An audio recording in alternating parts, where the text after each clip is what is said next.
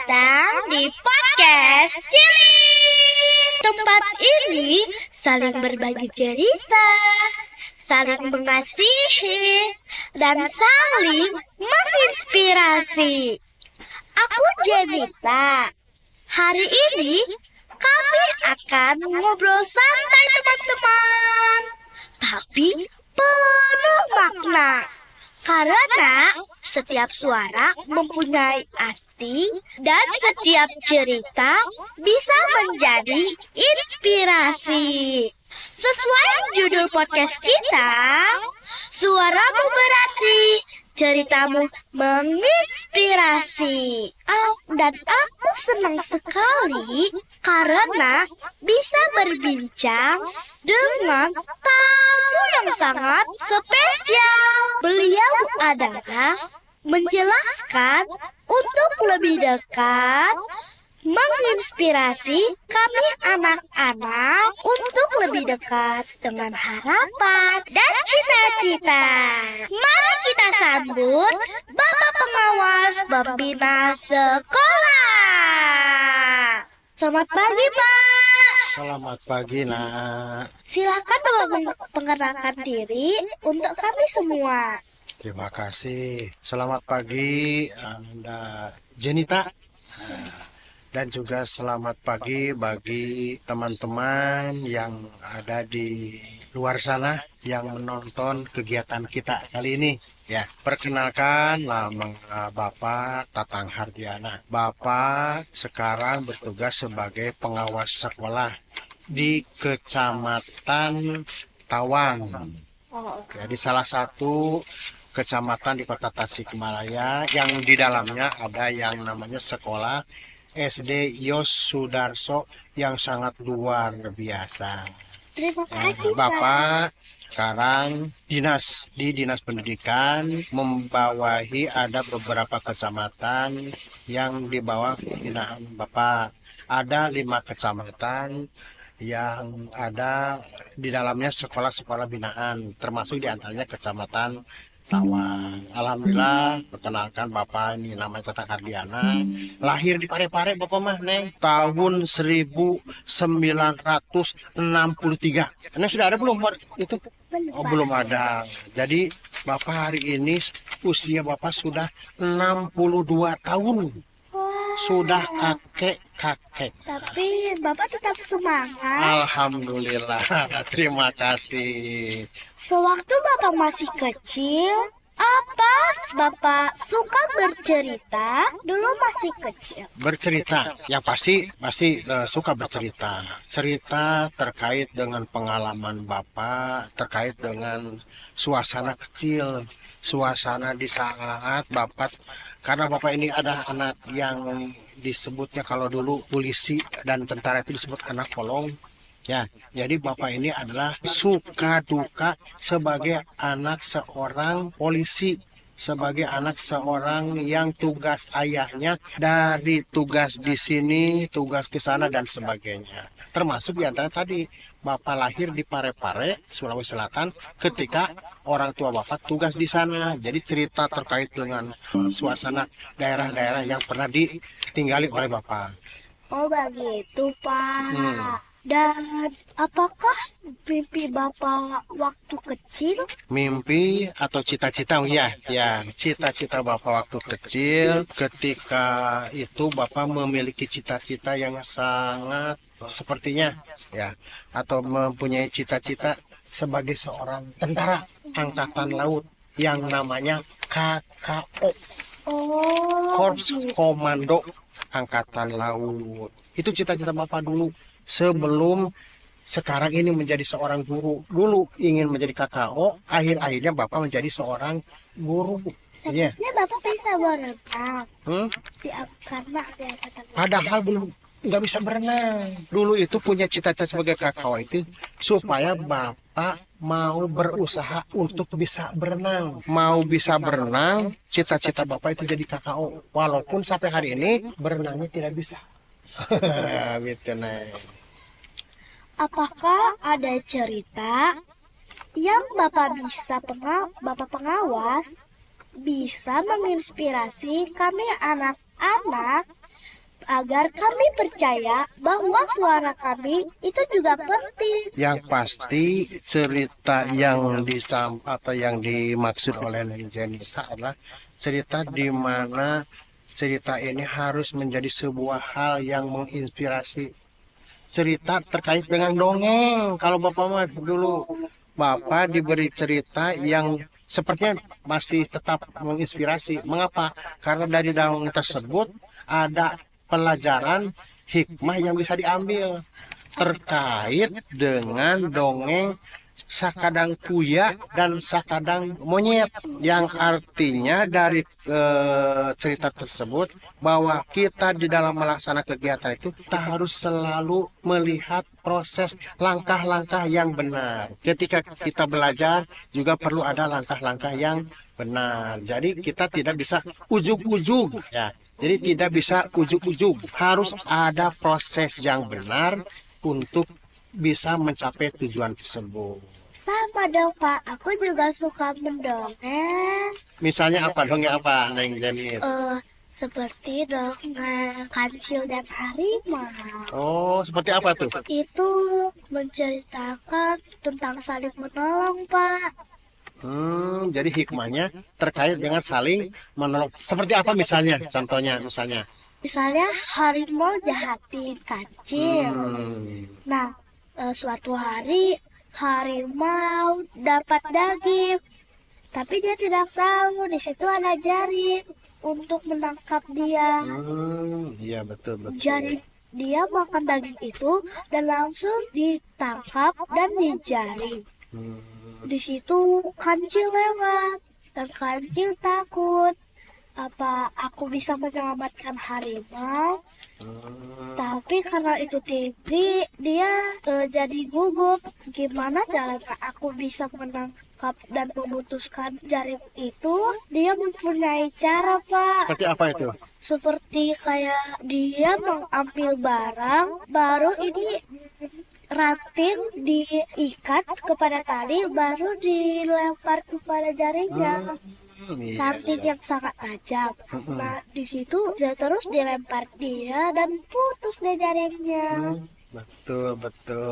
Cerita sangat menarik ya. Iya, Kira-kira apa yang bisa diambil hikmahnya dari dongeng yang barusan oleh Neng Jenny tadi sampaikan? walaupun teman kita jahat, kita harus saling menolong. Betul. Sangat luar biasa. Bapak pengawas, kalau kami ini anak-anak ingin inspirasi, apa yang harus kami lakukan setiap hari? Kita adalah seorang pembelajar. Kita adalah seorang murid. Yang di dalamnya tugas kita adalah sebagai seorang yang harus terus belajar. Harus ada konsistensi. Jangan sampai tugas hari ini ada, kemudian besoknya tugas lagi ada. Kita tidak menyelesaikan, menumpuk. Selanjutnya juga kita harus selalu bisa menepati janji. Oh, menepati janji.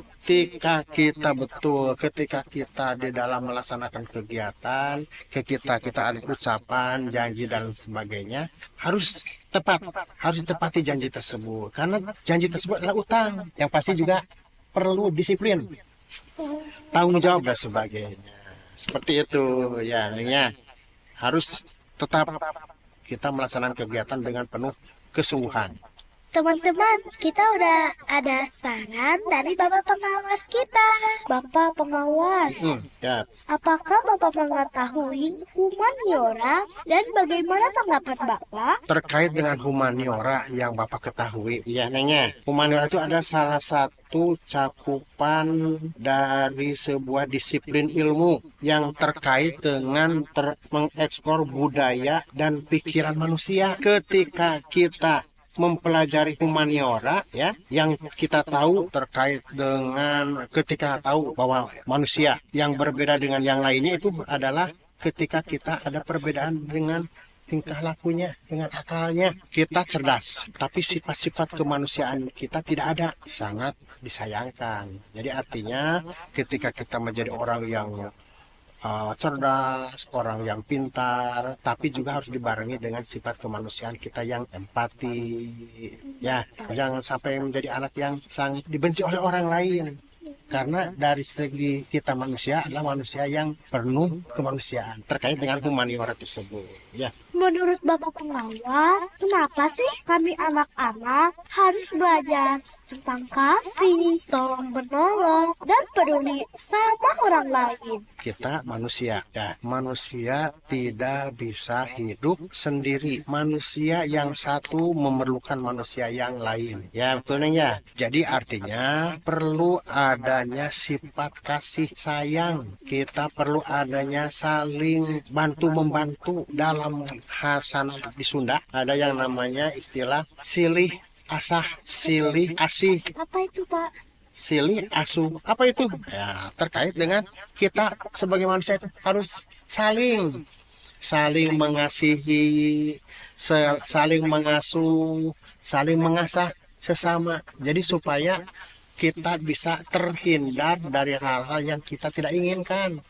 Dengan kita memiliki sifat kasih sayang dan sebagainya, apa yang kita dengar terkait dengan bullying atau perundungan Ya, atau terkait dengan saling jelek menjelekkan dengan teman akan terhindar dengan kita memiliki sifat kasih tadi. Jadi artinya kita sebagai manusia, kita sebagai anak-anak perlu untuk mempelajari atau terus untuk menekankan terkait dengan sifat kasih tersebut yang memang sangat diperlukan oleh manusia untuk saling damai di dalam melaksanakan kegiatan. Bapak pengawas, gimana caranya untuk mencintai budaya kita sendiri tapi terbuka oleh budaya orang lain? Budaya, budaya kita, budaya Indonesia.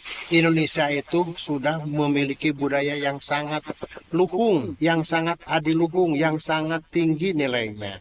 Dan itu perlu dijaga oleh kita sebagai warga negara Indonesia. Kita tidak anti untuk menerima budaya-budaya asing. Jadi perlu adanya filter, perlu adanya saringan. Tidak semuanya budaya luar jelek, tidak semuanya budaya luar baik. Jadi kita bisa memilah dan memilih untuk kebaikan kita sebagai warga negara yang perlu kita berdiri di atas kaki sendiri dengan budaya-budaya yang tadi, yang adiluhung tadi ya. Bapak pengawas, apa pesan Bapak untuk semua anak-anak yang sedang berusaha menjadi lebih baik untuk setiap hari? Alhamdulillah. Pertanyaan yang sangat-sangat luar biasa. Kita sehari-hari, Neng Jenita sebagai anak sekolah Yosudarso yang baru kelas berapa?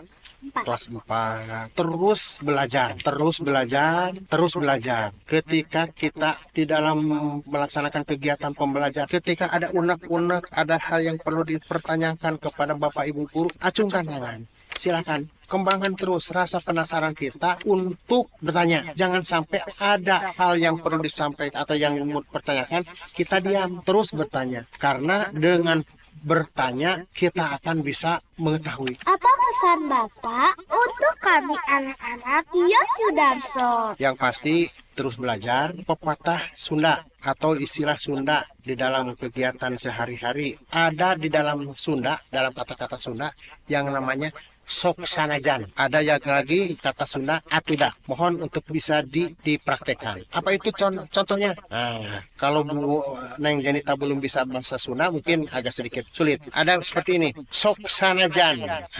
Sok sanajan. Hujan turun, saya tetap semangat untuk ke sekolah. Itu perlu dikembangkan oleh kita. Jangan sekali-kali kita untuk bilang atuda hujan. Jadi WAB ke sekolah.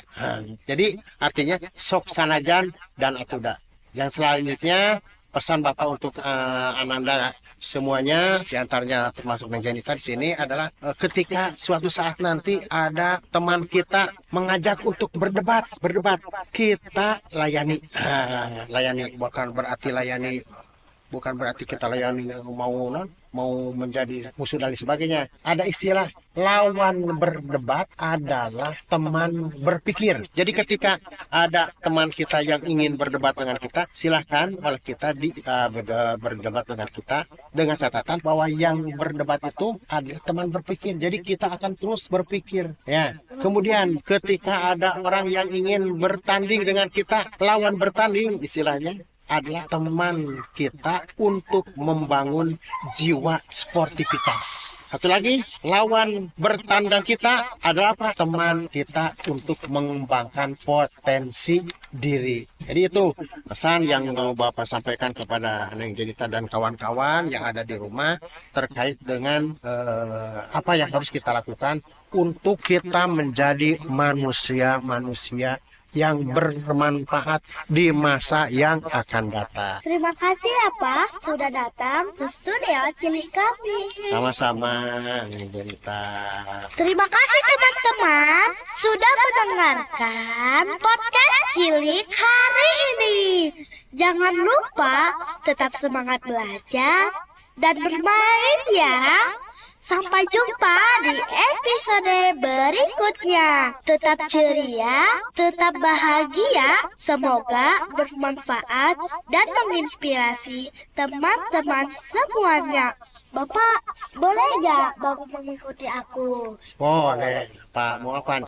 Jika aku bilang Yo Sudarso, kita sama-sama akan bikin Great My Good Heart. Siap. Yo Sudarso, Great My Good Heart. Bye-bye teman semuanya. Terima kasih semuanya. Alhamdulillah.